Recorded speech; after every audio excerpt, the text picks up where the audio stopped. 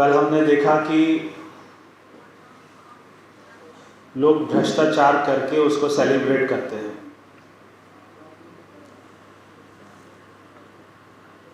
आम आदमी पार्टी का ये रवैया बन चुका है, उनकी हैबिट बन चुकी है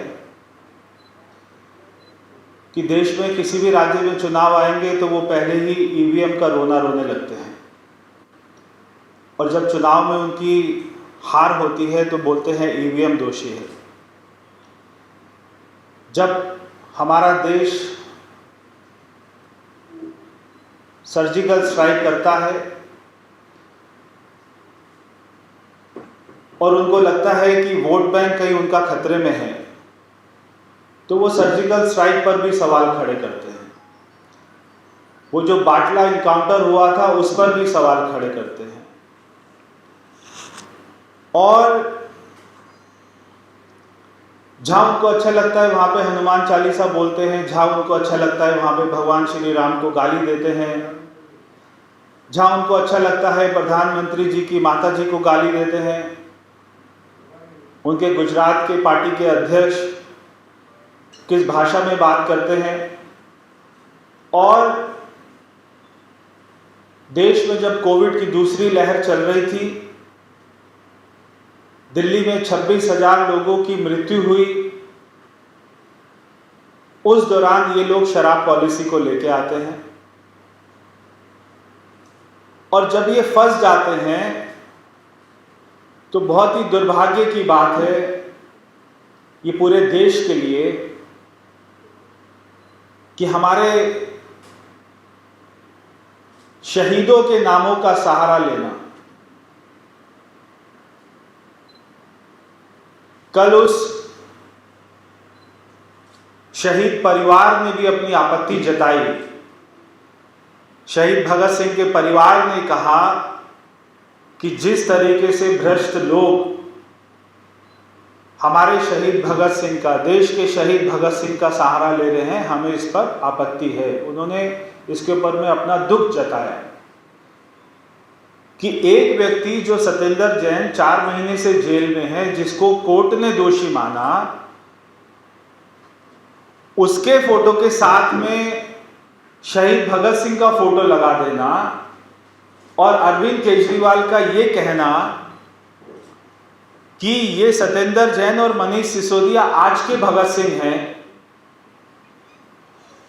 इससे बड़ी कोई गलत बात नहीं हो सकती है। भारतीय जनता पार्टी इसका विरोध करती है, और हम चाहते हैं कि आम आदमी पार्टी के नेता देश से माफ़ी मांगे कि उन्होंने शहीद भगत सिंह जी का नाम और हमारे तमाम शहीदों का नाम जो खराब किया है, उससे हमें दुख हुआ है।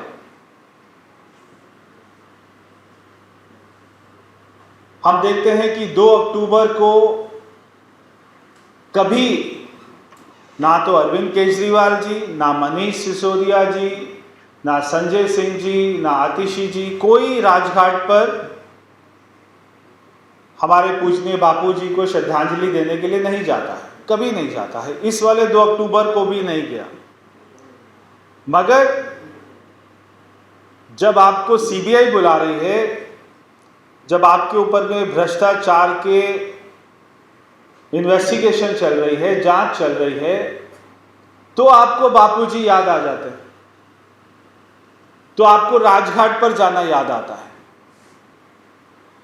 पूरे साल याद नहीं आते। तो आप वहां पर पहुंचे, आप अपने तमाम समर्थकों के साथ पहुंचे। सुबह सुबह अरविंद केजरीवाल ने कहा कि आज मनीष सिसोदिया गिरफ्तार होंगे, और ये इसलिए गिरफ्तार कर रहे हैं ताकि अपने एजुकेशन मॉडल को गुजरात में जाकर ना बता पाए। कल पूरे दिन इन्वेस्टिगेशन चली, हम सब जानते हैं, और शाम को जब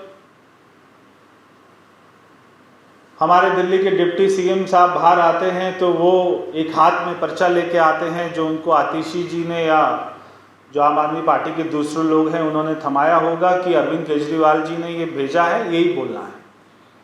और वो पढ़कर बोल रहे हैं। क्या ऐसा हो सकता है कि जो उनसे सवाल पूछे गए वो आपको याद नहीं थे, या आपकी भी सत्येंद्र जैन की तरह आपकी याददाश्त चली गई कल की जांच में? आप उसको पढ़कर बोल रहे हैं। और फिर से एक बार आपने नाम नहीं बताया अफसर का। जब आपके ऊपर में शराब घोटाले के आरोप लगे थे तब आपने कहा था कि हमारे विधायकों को खरीदने की कोशिश हो रही है। हमने पूछा कौन कर रहे हैं, कि कोई कर रहे हैं, हम आपको नाम बताएंगे, समय आने पर आपको नाम बताएंगे। नाम नहीं बताया कि उनको किसने फ़ोन किया, कौन उनके घर गए। ऐसे ही कल भी जैसे ही वो बाहर निकले कि एक अफसर ने कहा कि भाई आप क्या इस पार्टी में हो, जो भी उन्होंने कहा। बॉलीवुड की जो बी ग्रेड की पिक्चर होती है उनकी भी स्टोरी अच्छी होती है, उनकी भी स्क्रिप्ट अच्छी होती है। ये तो आप ऐसी स्क्रिप्ट बोल देते हैं कि या तो आप देश की जनता को, दिल्ली की जनता को बेवकूफ समझते हैं, या खुद इतने ना समझ हैं कि आपको लगता है कि दिल्ली की जनता उस पर विश्वास कर लेगी। कि मुझे एक अफसर ने कहा कि भाई आप क्या कर रहे हैं, आपने कुछ नहीं किया, बस आप एक गलत पार्टी में हैं। मैं मनीष सिसोदिया को चुनौती देता हूं।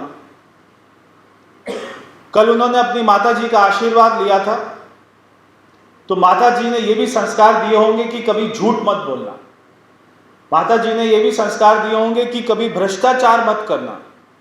माता जी ने यह भी संस्कार दिए होंगे कि जब दिल्ली में लोग दवाई मांग रहे थे, ऑक्सीजन मांग रहे थे, तो आप उनको शराब लेके।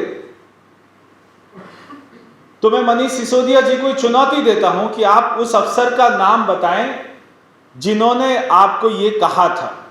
अगर आप में दम है, हिम्मत है, अगर आप सच्चे हैं, तो आप उस अफसर का नाम बताएं कि आपको ये बात किसने कही थी। और अगर आप नहीं बता सकते तो आपको माफी मांगनी चाहिए कि आप झूठ बोल रहे थे। पूरी आप पार्टी बोल रही है कि सारा केस एकदम झूठा है। अगर आपको लगता है कि ये केस एकदम झूठा है, तो आज तक आप अभी तक कोर्ट क्यों नहीं पहुंचे? आप जाएं कोर्ट में। या तो आपको देश के न्याय पर विश्वास नहीं है, आप जाएं कोर्ट में और वहां पर बोले कि इन्वेस्टिगेशन पर स्टे कर दीजिए, कि सारा केस झूठा है और हमको वहां पर फंसाया जा रहा है। आपको पता है मनीष सिसोदिया जी कि यह केस ठीक है, सच्चा है, इसलिए आपको शहीद भगत सिंह जी का सहारा लेने की जरूरत पड़ी। अगर आप सच्चे होते तो आप महात्मा गांधी जी का, शहीद भगत सिंह जी का, जो हमारे देश के शहीद हैं, जिन्होंने स्वतंत्रता के लिए अपनी शहादत दी, उनके नाम का सहारा नहीं लेते। आपको मालूम है कि केस सच्चा है और आप झूठे हैं, इसलिए आप डरते हैं। मैं आज बहुत ही विनम्रता से ये कहना चाहता हूं मनीष सिसोदिया जी को और अरविंद केजरीवाल जी को कि कल आपने जो भी कहा सीबीआई के बारे में, कि आपको किसी अफसर ने कुछ बोला है, कि आपकी जांच पड़ताल में आपको इस तरह की बातें की गई हैं, जो भी आपने आरोप लगाए सीबीआई के ऊपर में, अगर आपको लगता है मनीष जी कि आप ठीक हैं, सच्चे हैं और ठीक बोल रहे हैं, तो मैं आपको चुनौती देता हूं कि आप नार्को टेस्ट के लिए अपनी हाँ कीजिए, कि आप जो लाइट डिटेक्टर मशीन होती है उस पर बैठने के लिए अपनी हाँ कीजिए और खुद बोलिए कि मैं बैठकर, अगर आप उस पर बैठकर ये बोलते हैं कि आपको जांच एजेंसी ने इस तरह की बातें करी हैं, तो हम सब आप पर विश्वास करेंगे। और अगर आपके पास में उस अफसर का नाम बताने लायक भी कोई बात नहीं है, तो आपको सबसे माफी मांगनी चाहिए। यही आपका एक रास्ता बचा है। और अगर आप में थोड़ी भी शर्म है, अगर आपको लगता है आज ही क्योंकि अगर कोई आदमी गलती करे और कहते हैं कि शाम को घर आ जाए कि वो अगर माफी मांग ले तो उसको माफ कर देते हैं, इससे पहले कि वो जेल जाए कुछ दिनों के बाद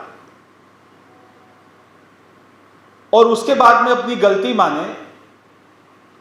कोर्ट में तो जो सीबीआई है वो भी जांच सारी अपनी करने के बाद में गवाह पेश करेगी।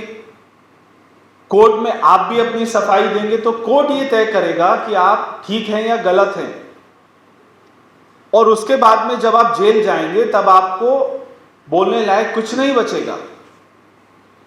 इसलिए आज मौका है कि आज आप इस्तीफा दें। आज आप इस्तीफा नहीं देते तो नार्को टेस्ट अपने कराने के लिए हां भरिए, और अगर आप ये भी नहीं करा सकते तो कम से कम देश से माफी मांगिए।